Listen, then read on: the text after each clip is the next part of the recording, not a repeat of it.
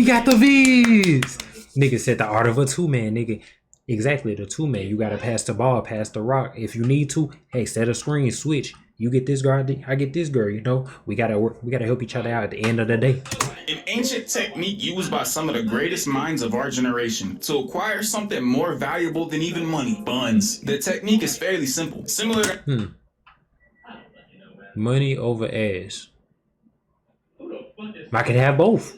how Goku and Vegeta came together, pause. The technique requires you and a friend of your choice to work together in the acquisition of the HUDs. Science and research tells us that by 2027, HUDs will be more valuable than even diamond. I brought in top researcher Dr. Chico Ramon to further elaborate. So yeah, our research shows that buns, cheeks, booty even, are the most valuable commodity in this day and age. Thank you, doctor. All of us should aspire to be like him one day. See, this is why the two-man works out perfectly. Your date has to bring an equally fine shorty with her to match.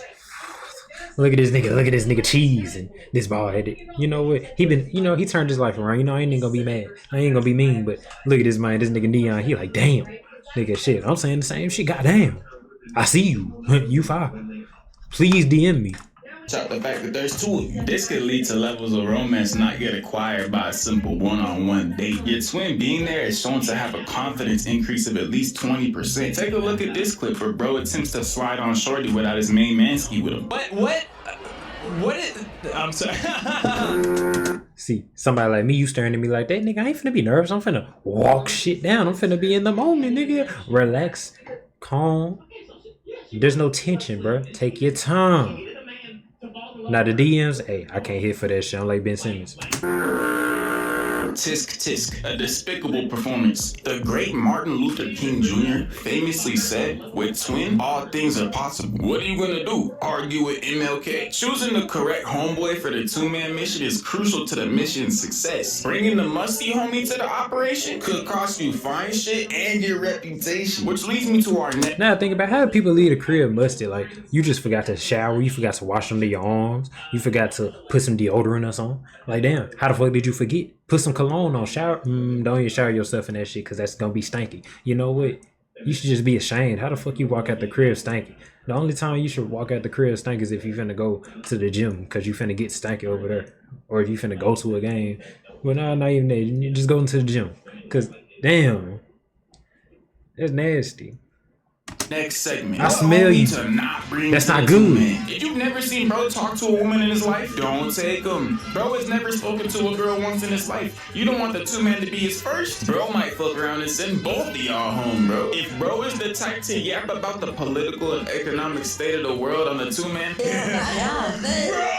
don't bring him. Nobody's trying to hear all that when a smacking of buns on the horizon, bro. I haven't listened to Relationship by Young Thug and Future 7 million times just for you to fuck it all up by talking about World War III.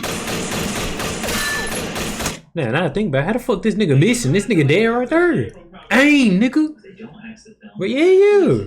Shit, if you ain't like that, hey, you'll be on the bench. All I'm saying, you know, that's reasonable crash. That nigga was shooting at you, shot a rocket back. There ain't no wrong with that. I feel that. bro, there's a time and a place to talk about the tariffs. Right now, I'm trying to tear up some buns. You feel what I'm saying? You guys heard that here first, bro. Make sure you guys credit me every time you tell that joke. Bringing the right homie is just a necessity, bro. Bringing the wrong person to a two-man could cost you the entire mission and send you back home angry as hell. But in the same way that it's important to bring the right homie, it's also important to have the right girls for the two-man, bro. Because there's certain type of girls that'll fuck up the entire rotation. My nigga, is always these girls, they be over here being mean as fuck. Nigga, you really gotta run plays, nigga. You really gotta go to practice to get this shit. These motherfuckers, they be acting like they above the world. They be acting like they Jesus. No, you're not. You're worth $2. What? Relax yourself. But damn, bro, you really need to go to practice. Need to go get in the gym, nigga. It's levels to this shit. I don't know who in the NBA, but yeah, I don't know who in the NBA, but hey, it's hard getting there where you hit every time. Oh my God, niggas do not get that point in their life. I'm niggas. Even the greatest two-man duo. This is usually the comfort friend. She's mad she's even there. A simple request like, y'all trying to hit the movies after this will make her go ballistic.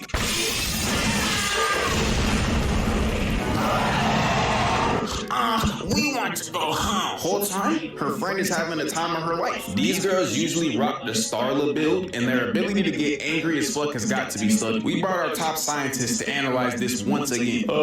Yeah, so, scientific studies have shown that, these hoes do be mad. Yeah, thank you, doctor.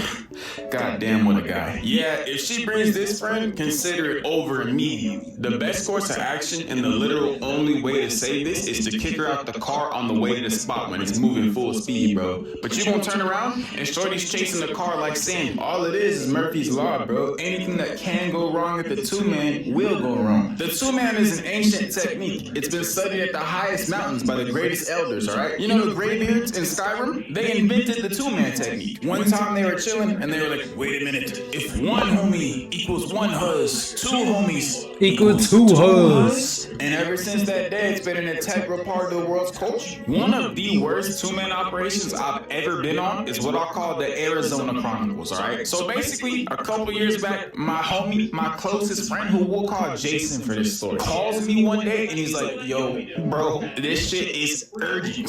Okay. You know my twin like nobody else does on this planet? I was like, bro, there's never an occasion where you would call me on a regular voice call, bro. That shit does not happen. So I knew this was serious business. I knew I had to lock in. He's like, bro, my mom got it happen. So I knew this was serious business. Man, who put this nigga in a do-rag? This nigga does not need to be in a do-rag. What black motherfucker gave him this shit? Where did he get this shit? Cancelled. I knew I had to lock in. He's like, bro, my mom got an Airbnb on the lake in Arizona, bro, and there's gonna be mad people there, and we got jet skis, bro. Not a single word was said. We connected on a spiritual level, like when Mr. Krabs and SpongeBob were singing to each other across the street. We both knew it was time for a two-man. People were gonna be there, jet skis, a lake, in the summer. We already knew what it was. Fast forward, this shit is like the nicest Airbnb I've ever seen in my entire life, bro. This shit looked like a goddamn mansion. I was like, there's no way your mom rented that. Shout out his mom though, W Mans, bro. So for the first day, we kind of just hung out at the Airbnb, was nothing, right? The next day is the most important because the next day is the jet ski day. Now you might be asking, what did two 16-year-old dweebs think they were gonna do with two jet skis? The plan, as I remember it, is that we were gonna have one girl per jet ski. There's two jet skis, one for me, one for Jason, two shorties on the back. What could go? I like how y'all setting up the play, nigga. Y'all writing it out. Okay, you get one, I get one. Hey, if you need to, switch it. You know, hey, you know, down screen, come off that bitch. It's you. Wrong, right? We spent at least half the day looking for girls, bro, and bitching out every single time we saw girls we wanted to talk to. Until we lay our eyes on two girls, one Mexican girl and one snow bunny. It was up. So we finally muster up the balls to ask him, we're like, yo, we got two jet skis, like, are y'all trying to ride? And by God's grace, I guess, they actually agreed to do it. Now, there was a problem, right? I didn't actually think we were gonna get girls to do this, so I didn't tell Jason I had no idea how to ride a jet ski. To spare you My guys, nigga, all you gotta do is rev that bitch. Nigga, just nigga, or you just, you know, you good, nigga. Hey, if you don't do what Kanye did, hey, you good, you straight, you right. as the long drawn out details, this story ends with me nut to butt with Jason on a jet ski while the girls took the other jet ski for themselves. Oh, that's lame as fuck. That day. Nigga, you just lost it.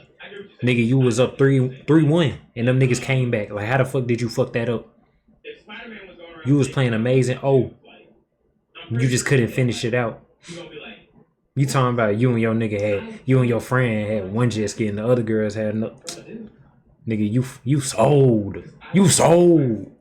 Any buns, and he was mad as hell. And not to mention, our jet ski broke down and we got stranded in the middle of the lake. It was not a good day. We left that Airbnb and went back home the next day with no results. But you know what? It was a learning experience. I tell you this story to tell you this two-man shit, it's not a game, bro. This two-man shit gets serious, alright? One fatal mistake, one miscalculation fucked up the entire operation. You gotta be completely upfront and honest about the two-man, bro. If the two-man is at Six Flags, you better be honest about the fact that you're scared of roller coasters. The two-man is an ancient art, one that shouldn't be performed by amateurs, alright? It takes years to actually master this art, alright? See, I was in my rookie years at that that point. 16 was far too young to actually perform a successful 2-man mission. I Right. consider the 2-man mission like a martial art, alright? You aren't gonna jump in and be a goddamn black belt. It takes years of training and mastering to be out here like Batman, alright? Sometimes you gotta run 2-mans with the ugly hoes. And by the way, we here in the Chico family find all women beautiful and would never consider any women ugly.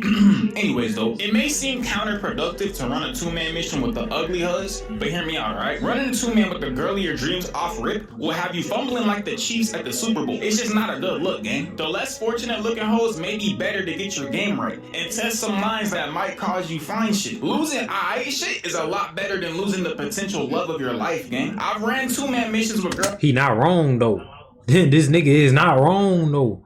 You could always miss out on some but some you don't get that. That's real.